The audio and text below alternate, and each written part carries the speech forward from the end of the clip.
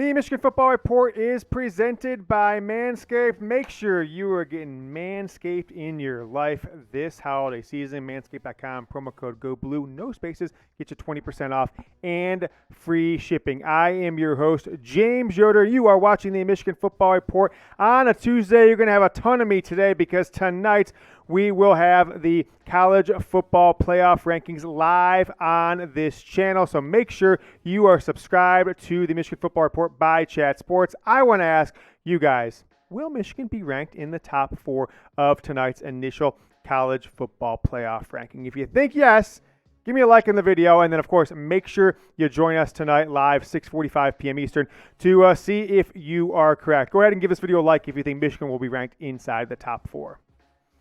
We're going to do a little two for shows today, so I thought I'd go look at the Michigan football mailbag questions, and we'll have that as today's early show before diving into the live show tonight. Brad G says, did last year's Michigan State game overhype expectations of Andrel Anthony? If not, why has he been non-existent so far this year? And you can't really argue with Brad, right? You see Andrel Anthony on the field, but take a look at the stats here. 6 carries, 73 yards, averaging 12.2 yards per catch, and he has yet to put a ball in the end zone so far this year. Had 2 against Michigan State on the road last year, but right now only 73 yards through the air. He's completely disappeared. There's been no injury rumors that we've heard at all, no injury concern, and it's not like he's being benched, though. He's out there a ton. As recently as 2 weeks ago, the last time I dove into the snap count numbers, he was third leading receiver as far as snaps are concerned on the season so far. So I couldn't tell you. I've tried to get info on Andrel Anthony. I've been told multiple times, oh, he's about to break out, or this is his game, etc. But, fool me once, shame on you. Fool me twice, shame on me. I've been fooled, I guess, twice, so shame on me. So I'm not going to fool you guys anymore. I don't know what the answer is with Andrel Anthony. There were some, just be frank, there were some rumblings about 2-3 weeks ago that he is a high potential for transfer after the season. I don't have any inside intel on that one, but definitely something to keep out for. The people who told me that have been pretty spot on in past years, even when players absolutely did not look like they may transfer away from this program. I mentioned a couple moments ago, we will be live here in, 6-7 hours from now. Tonight, 6:45 p.m. Eastern. College football playoff rankings will be revealed right here. I've got the team of producers that are going to hand me envelopes. We're going to reveal them the moment they would do it on TV. You won't lose anything by watching it here with us on YouTube, youtube.com/Michigan TV. Set your alarms, 6:45 p.m. Eastern. Make sure you dive in. We're going to reveal the rankings as they happen. We'll jump on about 15 minutes early, talk some Michigan football. Then I'll dive into some of the rumors and news around this program before finishing the end of the show with 20 or 30 minutes of questions. We'll be live for 60 to 90 minutes or so, probably more towards the 90 minutes aspect. So join us tonight, our first live show in about 10 months, youtube.com/Michigan TV. My guy Nate Barnes says, what do you think Michigan could do to make their red zone offense more proficient? It's frankly the most puzzling question. It's the most common question that we're getting over the last couple weeks. Eastside Zach, my guy on Twitter, says, who the F is calling the plays? I need to know. Also, who is the second player in the tunnel? Now, Zach put this out on Monday morning in our mailbag call, so he may not have seen. So it was Jaden McBurrows and, of course, Jimon Green, who is pursuing legal action against Michigan State players. Take a look at the Michigan red zone offense so far this year. There's both these questions from Noah and from Eastside Zach says, what's going on with the play calling? Michigan's been in the red zone 44 times this year. 19 passing touchdowns. I think those are actually reversed. It's 9 passing touchdowns and 19 rushing touchdowns, folks. That is unacceptable, right, in a lot of ways. 19 rushing touchdowns, 9 passing, 13 field goals, though, right? Michigan is second in the nation right now with most field goals in the red zone so far this year. 13 field goals inside the red zone. That's almost 2 a game. And if you take out the games where you should never have been kicked a field goal at all, which I'm not even sure if they did, against Hawaii and Colorado State and against UConn, if you take those ones out, then you've got 5 games and 13 red zone field goals. I just don't know where the play calling mental block is coming with this team. But I am very concerned. I asked you on Monday's show, how concerned are you with the passing game and the red zone offense? Red zone offense, and as a microcosm, the passing game in the red zone offense with 9 touchdowns inside the red zone this year. That's frankly more than I thought it was before I looked at the numbers. It just doesn't feel like Michigan has any confidence in their wide receivers, tight ends, or in JJ McCarthy once they get into the red zone and think, well, we'll just take the points, avoid a turnover or anything like that. Jake Moody's got us covered.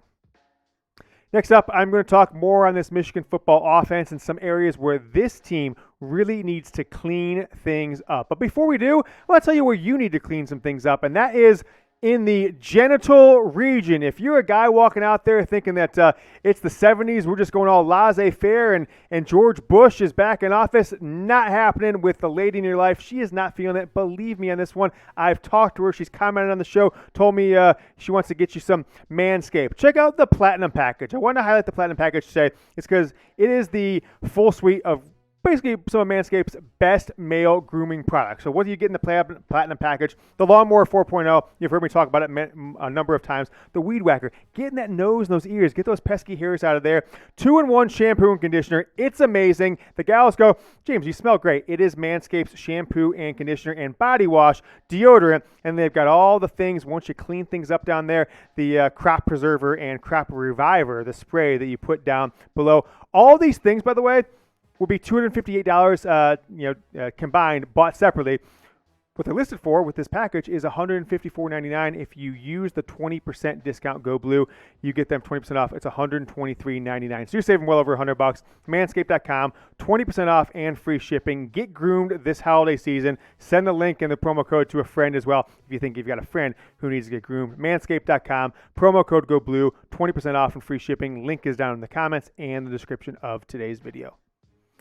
Dougie Fresh says, do you think Michigan will have their red zone offense figured out before the clicking by the Ohio State game? Hashtag BOSA. Thank you, Dougie, for being such a part of the BOSA movement. No, I honestly don't. Frankly, I'll be very honest with you guys. I thought this game against Michigan State was going to be very telling for passing offense, red zone offense, and the combination, the child of the two, passing red zone offense. Both got less than passing grades from me in the game against Michigan State. I thought the stat was very interesting. Of times these two teams are in the red zone, what percentage of their red zone trips result in a passing touchdown? Ohio State, 42% of the times they get in the red zone, they score a passing touchdown. Michigan, only 1 out of 5 times, 20%. Now, they get plenty of, almost 50% of the times they have a rushing touchdown, but nevertheless, not good, not what we need out of this team and this offense. Michigan scoring 93% of the time they get in the red zone, they score in some regard, but only 28 touchdowns out of 44 trips, 13 field goals, and 3 trips resulted in no points. Wade Milner saying we need 5-star receivers. I'm going to put this question on there because I just want to kind of disagree, right? Not saying that Michigan's leading receivers that we'll toss up on screen here are 5 stars, but Michigan has had plenty of 5 stars or high 4 stars in the Jim Harbaugh era, right? Donovan Peoples-Jones. What did they accomplish with him in Michigan? You've got Andrel Anthony, wasn't that highly rated, but certainly looks the part.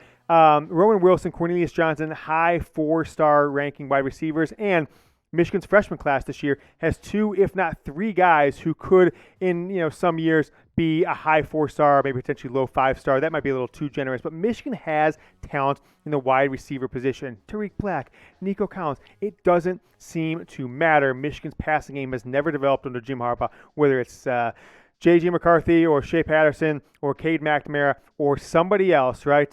Jake Rudock, hell, John O'Korn, right? You threw more with John O'Korn in the game than you ever have with J.J. McCarthy. So it doesn't really make sense to me. I understand that Michigan has the best ground attack in America right now, but I don't think you're going to catch Ohio State. If people are saying, well, they're holding stuff back for Ohio State, well, why don't we practice it a little bit too? So it works, and you know that J.J. can make the plays, and these receivers who don't seem to be running very good routes can run the routes. I said last year and the year before that it was Josh Gaddis' fault that Michigan had poor wide receiver routes, but Gaddis isn't here anymore, and the wide receiver routes and the trees and the ability to get open still kind of stinks. So I think that it's more of a program thing than it is on one single coach. Let's take a look at the game coming up on Saturday. Michigan, potentially ranked number 3, number 4, maybe number 5 in the college football playoff rankings tonight, will travel for a night game at Rutgers. You remember 2020?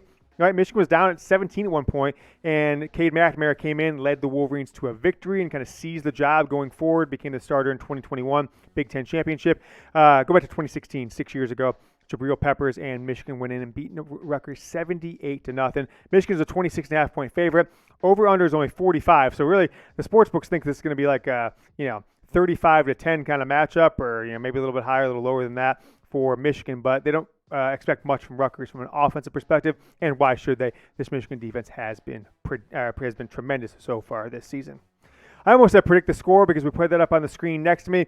Predict the score, though, Michigan, Rutgers. I'll give an early one without thinking too much on it. Maybe I'll give a second one tonight during our live show, but I'm going to go 42-3 Michigan, right? There you go. 42-3 is the score, so right at the over-under number, and Michigan covers that 26.5-point spread fairly easily. Let me know down in the comments, see if anybody can get it right this week.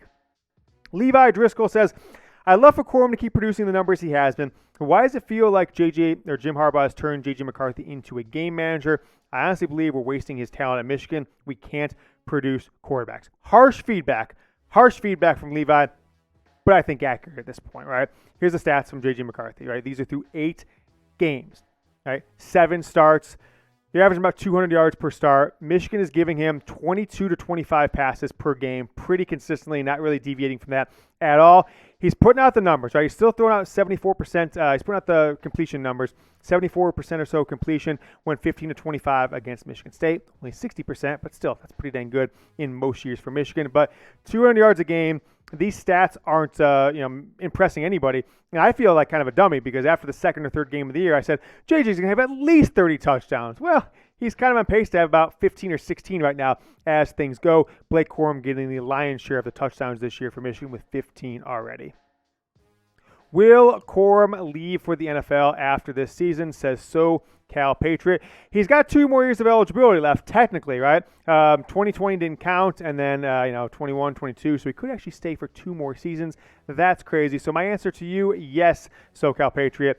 It would be criminal to let him return. Criminal like most players on Michigan State, but I think criminal from the Michigan perspective of whoever be advising him should be locked up because he is carrying the ball so many times right now, 26, 28, 30, 33, 28, 30. Running back only has a certain amount of carries. He's proven everything Michigan's ever needed him to prove, and what any NFL scout would be looking to see as a running back. Running back is a position that's been devalued. Blake Corum needs to make money while he can in the NFL. I don't think he's going to be a first-round pick because of his size, but he could end up with 1,600, 1,700, 1,800 yards this year, 20-plus touchdowns, a Heisman or a Heisman finalist, and end up being a third-round, maybe a second-round pick if he shows out at the NFL Combine. But let me ask you guys this question. With 1,078 rushing yards this year, with 4 more games on the schedule, potentially as many as 7 more games, Big Ten Championship, College Football Playoff semifinals, College Football Playoff finals, Jack, me and you, LA, we going? National Championship game. How many rushing yards will Blake Corum have this season? I am going to say 1,832 is my number. Let's see if any of us can get this right. So it's a crapshoot, right? What will Blake Corum finish rushing this season? Let me know down in the comments. If you haven't yet, folks, now's the time to subscribe. Join us tonight, 6:45 p.m. Eastern on YouTube. It's youtube.com/MichiganTV.